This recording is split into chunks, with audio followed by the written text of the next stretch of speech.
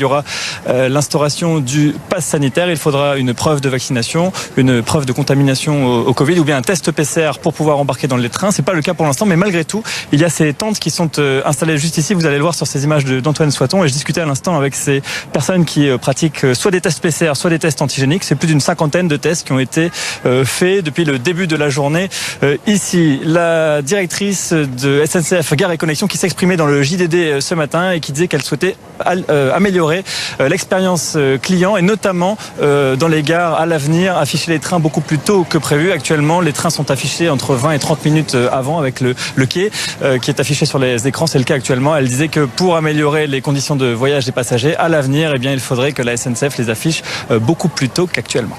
Comme tous les week-ends, la circulation est interrompue dans certaines rues de Paris pour permettre aux petits et grands de profiter d'activités en extérieur.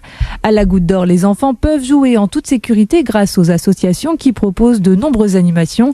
Ateliers radio, végétalisation par exemple. Écoutez à ce sujet Wardy Bourrois, directeur de Home Sweet Mom. Aujourd'hui, c'est la rue aux enfants. Donc un projet initié par Home Sweet Mom depuis 2018.